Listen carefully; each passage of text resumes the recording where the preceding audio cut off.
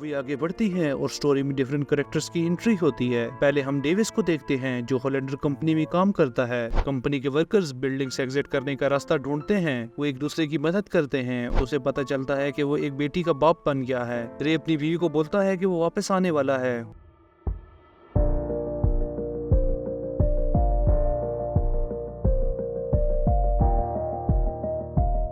इस फिल्म की कहानी एक बिल्डिंग में होने वाली भयानक आग की गिर्द घूमती है। ये फिल्म कुछ लोगों के ग्रुप पर फोकस करती है जो उस बिल्डिंग में आग की वजह से फंस चुके हैं। आग, धुआं और गिरती हुई छतों के बीच ये फिल्म दिखाती है कि इंसानी हिम्मत और सर्वाइवल इंस्टिंक्ट कैसे इन लोगों की मदद करती है। फिल्म में कई ड्रामेटिक मोमेंट्स हैं जहाँ लोग अपनी जान की फिक्र करते हुए भी दूसरों की मदद करने की कोशिश करते हैं। इस फिल्म का सेंट्रल थीम सर्वाइवल, करेज और टीम वर्क पर है जो इन कैरेक्टर्स की कहानियों के जरिए सामने आता है। मूवी की शुरुआत में हम होलेंडर कंपनी की बिल्डिंग में एक केयरलेस वर्कर को डिलीवरी लेता हुआ देखते हैं। वो एक रूम में डिलीवरी ट्रॉली को दीवार की तरफ पुश करता है। उसकी हरकत की वजह से ट्रॉली गैस पाइप के साथ जा टकराती है जिस वजह से गैस लीक होने लगती है और वो इस बात से अनजान होता है। मूवी आगे बढ़ती है और स्टोरी में डिफरेंट कैरेक्टर्स की एंट्री होती है। पहले हम डेविस को देखते हैं जो होलेंडर कंपनी में काम करता है और ऑफिस जाने के लिए रेडी है, मगर उसके घर वाले उससे नाराज हैं क्योंकि उसने अपनी बेटी का बर्थडे मिस कर दिया। डेविस को उसकी वाइफ कहती है कि वो कंपनी को ज्यादा टाइम देता है जिस वजह से उसके घर वालों के साथ रिश्ते अच्छे नहीं हैं। डेविस ऑफिस पहुंचता है और उसकी मुलाकात कंपनी में काम करने वाले इंटर्न से होती है जो मोटिवेटेड है कि वो एक दिन सीईओ की जगह लेगा, और उन दोनों की बातों से पता चलता है कि वो लोग आज एक आइडिया प्रेजेंट करने वाले हैं। कुछ फायर फाइटर्स की स्टोरी में एंट्री होती है जिनमें से एक फायर फाइटर डैड बनने वाला है और उसका साथी उसे घर में रुकने को बोलता है, मगर ड्यूटी से लगाव होने की वजह से वो ड्यूटी पे आ जाता है। होलेंडर कंपनी के मालिक माइकल होलेंडर का अपने स्टाफ के साथ रिलेशन ठीक नहीं है। वो इस बात पे जोर देता है कि कंपनी को ज्यादा से ज्यादा प्रॉफिट हो मगर काम करने वाले कम से कम हो।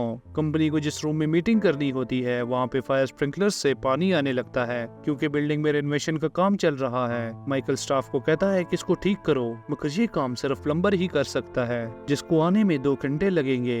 लेकिन माइकल उसके आने का इंतजार नहीं कर सकता क्योंकि क्लाइंट मीटिंग के लिए 1 घंटे के अंदर पहुँचने वाले हैं। पानी को रोकने के लिए माइकल वाटर सप्लाई को बंद करा देता है। हालांकि ये सेफ्टी प्रोटोकॉल्स के खिलाफ है और इसका इम्पैक्ट उन्हें आने वाले टाइम में दिखता है। कंपनी का वो वर्कर जिसकी वजह से गैस लीक हुई थी उसे रूम में बैठता है और वो सिगरेट पीने के लिए लाइटर चलाता है, जिसके बाद बिल्डिंग में आग लग जाती है। आग बहुत तेजी से फैलती है जब उसका कॉन्टैक्ट लीक गैस से होता है और बिल्डिंग में सेंट्रलाइज्ड एसी सिस्टम होने की वजह से आग कमरों तक चली जाती है। आग लगने की वजह से कंपनी के कुछ लोग सेफली बाहर पहुंच जाते हैं, मगर कुछ लोगों की जान जाती है और कुछ लोग बिल्डिंग के अंदर फंस जाते हैं जिन्हें बाहर जाने का रास्ता नहीं मिलता। फायर फाइटर्स साथ में खाना खा रहे होते हैं। उसी वक्त फायर अलार्म बजता है। रे को टीम कहती है कि तुम मत जाओ क्योंकि तुम्हारी प्रेग्नेंट वाइफ को शायद तुम्हारी जरूरत पड़ जाए, मगर रे उनकी बात नहीं मानता और उनके साथ आग बुझाने निकल पड़ता है। फायर फाइटर्स का लीडर जब आग को देखता है तो वो तेजी से फैल रही होती है क्योंकि गैस की वजह से ऐसा होता है और वो अपनी टीम को गैस कनेक्शन बंद करने को कहता है। कंपनी के वर्कर्स बिल्डिंग से एग्जिट करने का रास्ता ढूंढते हैं। वो एक दूसरे की मदद करते हैं और एक लड़की जो लिफ्ट में फंसी हुई थी, डेविस और रीस उसे लिफ्ट से निकाल कर उसकी जान बचाते हैं। अगर वो 1 सेकंड भी लेट होते तो लड़की की जान जा सकती थी क्योंकि लड़की को निकालने के बाद लिफ्ट नीचे गिरकर तबाह हो गई थी। माइकल और उसका इंटर्न सीढ़ियों से नीचे जाने के लिए डोर ओपन करता है। इंटर्न जो आगे होता है वो धमाके की वजह से मारा जाता है और माइकल पीछे जा गिरता है। उसकी जान तो बच जाती है मगर वो इम्पैक्ट की वजह से होश में नहीं रहता। डेविस, रीस और क्लेयर से कहता है कि वो बोर्ड रूम जाके रेस्क्यू टीम को कांटेक्ट करके अपनी लोकेशन का बताएं और वो खुद माइकल को साथ ले जाने के लिए वहाँ रुकता है। Rescue team gas connection locate करके गैस ऑफ कर देती है और कंपनी एम्प्लॉयज बोर्ड रूम पहुंचकर रेस्क्यू टीम लीडर को अपनी लोकेशन बताते हैं। डेविस सेफ्टी के लिए माइकल को उठाकर वॉशरूम में स्टे करता है। माइकल की टांग टूट चुकी है और वो चल नहीं सकता जिस वजह से वो रीस और क्लेयर तक नहीं पहुंच सकते। डेविस भी रेस्क्यू टीम लीडर को कॉल करके अपनी लोकेशन का बताता है। अब रेस्क्यू टीम मुश्किल में है क्योंकि उन्हें 2 अलग जगहों से लोगों को बचाना है और उनके पास बिल्डिंग में पानी की सप्लाई भी नहीं है जिस वजह से उन्हें लोगों तक पहुँचने में मुश्किल होती है।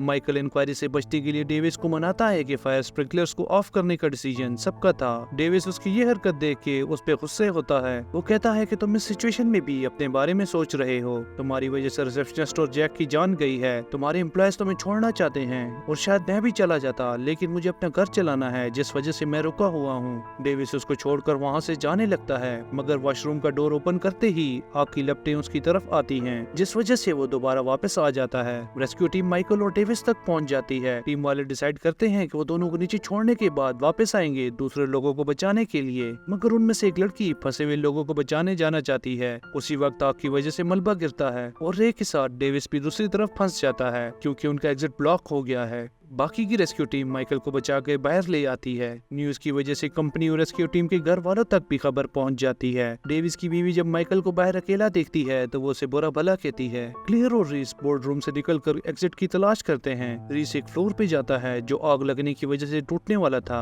रीस की किस्मत खराब थी कि वो उसी वक्त वहाँ मौजूद था और फ्लोर में एक होल होता है जिस वजह से वो नीचे आग में जा गिरता है। क्लियर जो पहले से डरी हुई थी रीस की मौत के बाद और डर जाती है। रे और डेविस को rescue team leader top floor पे जाने को कहते हैं क्योंकि वो उन्हें वहाँ से रेस्क्यू करेंगे। वो दोनों एसी डक्ट से क्रॉल करते हुए क्लियर तक पहुँचते हैं। तीनों को टॉप फ्लोर तक जाना है जहाँ पहुँचने के सारे एग्जिट्स ब्लॉक्ड हैं और वो लिफ्ट में लगी हुई लैडर्स के जरिए ऊपर पहुँचते हैं और उन्हें बचाने के लिए हेलीकॉप्टर भेजा जाता है। हेलीकॉप्टर के जरिए एक टाइम में एक ही बंदे को रेस्क्यू किया जा सकता है क्योंकि आग टॉप फ्लोर तक पहुँच चुकी है जिस वजह से हेलीकॉप्टर को लैंड नहीं कर सकते और रोप के जरिए बचाना होगा। सबसे पहले क्लियर को नीचे भेजा जाता है। उसके बाद डेविस रोप को टाइट कर रहा होता है तो धमाके की वजह से हेलीकॉप्टर डिसबैलेंस हो जाता है, लेकिन डेविस ने रोप को पकड़ा हुआ था जिस वजह से वो सेफली नीचे पहुंच जाता है और उसकी फैमिली उसे देख के खुश होती है। बिल्डिंग का टॉप फ्लोर गिरता है और रे बीम पे लेटा होता है। वो अपनी बीवी को कॉल करता है तो उसे पता चलता है कि वो एक बेटी का बाप बन गया है। रे अपनी बीवी को बोलता है कि वो वापस आने वाला है, मगर उसकी बीवी जानती है कि वो अब कभी वापस नहीं आएगा और रे कॉल के बाद उसी बीम पर दम तोड़ देता है। आखिर में कुछ लोग रेस्क्यू टीम के आने तक जिंदा रहने में कामयाब हो जाते हैं, जबकि कुछ लोगों की कोशिशों के बावजूद उन्हें